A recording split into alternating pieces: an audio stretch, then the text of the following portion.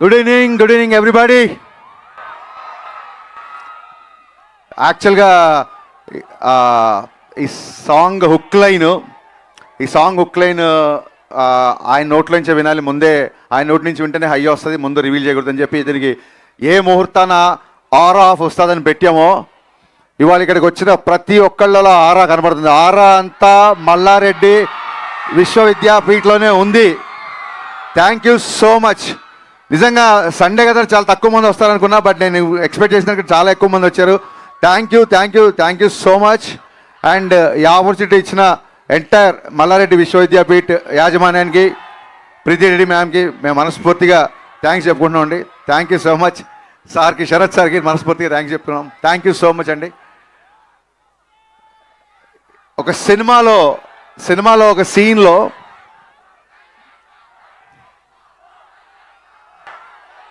ఆయన గురించే మాట్లాడుతున్నా. సో సినిమాలో ఒక సీన్లో ఈ డైలాగ్ వస్తుంది. ఇదేంటంటే ఆ డైలాగ్ రాసే ముందు ఒక చిన్న నాలో ఉన్న ఆలోచన ఏంటంటే, ఒక 2 decades నుంచి కళ్యాణ్ గారి మేనరిజం చేస్తున్నారు, బట్ దీనికి ఒక వర్బల్ ఎక్స్ప్రెషన్ ఇస్తే బాగుంటుంది, ఇలా అనగానే ఒక మాట గుర్తుకు రావాలి డెఫినెట్గా అన్న థాట్ నుంచి ఆ డైలాగ్ వచ్చింది. ఆ డైలాగ్ వచ్చిన తర్వాత ఈ సాంగ్కి ఇదే హుక్ లైన్ అయితే చాలా బాగుంటుంది అనిపించింది. ఎందుకంటే సినిమాలో ఉన్న ఎమోషన్ నుంచి అది స్టార్ట్ అవుతుంది కాబట్టి ఇది యాప్ట్ అనిపించింది. ఈ హుక్ లైన్ చెప్పగానే ఫస్ట్ డిఎస్పి గారు ఎగిరి గంతేశారు. అసలు అంటే ఒక ఫిలాసఫీ చెప్తూ కూడా, ఒక మాస్ హుక్ లైన్తో కూడా ఒక ఫిలాసఫీ చెప్పొచ్చు అన్న టైప్లో ఆయన ఒక కాంప్లిమెంట్ ఇచ్చారు. ఆ తర్వాత ఆ ఆరాకి ఖచ్చితంగా ఆస్కార్ పెన్నే కావాలి అనిపించింది. ఇమ్మీడియట్గా మా బోసన్న దగ్గరికి వెళ్ళా. బోసన్నకి నాకు రిలేషన్ అసిస్టెంట్ డైరెక్టర్గా ఉన్నప్పటి నుంచి, నేను డైరెక్టర్ అవ్వక ముందు నుంచి నన్ను చూస్తున్నాడు.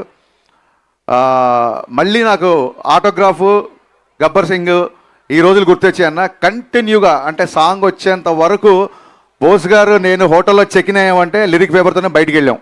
ఇంకా హోటల్ విడిచిపెట్టి బయటికి వెళ్ళలేదు.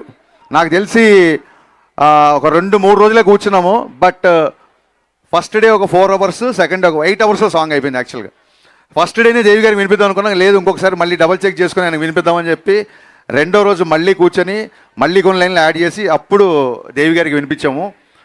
ఇది ఇప్పుడు కళ్యాణ్ గారి మీద నాకున్న ప్రేమ, అభిమానం, రెస్పెక్ట్ మీకు అందరికీ తెలుసు. బట్ ఈ సాంగ్కి ఏంటంటే ఇది ఒక అభిమానంతో వచ్చిన పాట కాదు, కంప్లీట్గా ఆయన లైఫ్ స్టైల్ని, ఆయన జర్నీని, అభిమానం కంటే ఎక్కువ కూడా ఒక అవగాహనతో వచ్చిన సాంగ్ ఇది.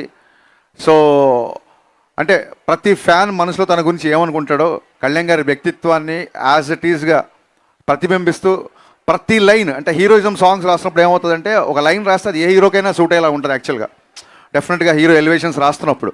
బట్ ఈ పాట నేను ఇందాక ముందే వీడియోలో చెప్పినట్టు మీరు ఏ లైన్ విన్నా కళ్యాణ్ గారికి గుర్తొస్తారు. ఫర్ ఎగ్జాంపుల్ బోస్ గారు చెప్పినట్టు కళ్యాణ్ గారి జర్నీ అటు సినిమాలు కానీ అటు పాలిటిక్స్ కానీ అంత ఈజీగా రాలా, ఊరికే ఓవర్ నైట్లో వచ్చేలా. సో ఆ జర్నీ ఎంత కఠినో మన అందరికీ తెలుసు.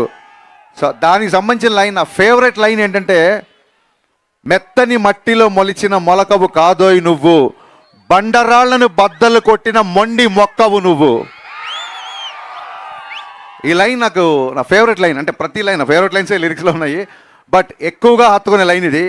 అలాగే అసలు డబ్బుకి ఏ మాత్రం కూడా అంటే దాన్ని ఏమంటారు, డబ్బుకు లొంగని వ్యక్తి అని గట్టిగా చెప్పవచ్చు. ఎందుకంటే ఇట్స్ నా పర్సనల్ ఎక్స్పీరియన్స్.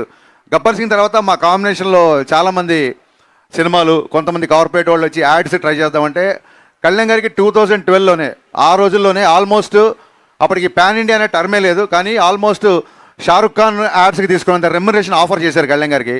బట్ ఆయన ఆ కార్పొరేట్ ప్రొడక్ట్స్ కొన్ని ప్రొడక్ట్స్ హెల్దీ కాదని, కొన్ని ప్రొడక్ట్స్ కిడ్స్కి మంచిది కాదని చెప్పి ఆయన రిలీజ్ చేశారు. ఆ యాడ్ నన్ను తీయమన్నారు. నా కళ్ళ ముందు ఆయన కొన్ని కోట్ల రిలీజ్ చేసే యాడ్స్ని రిజెక్ట్ చేశారు.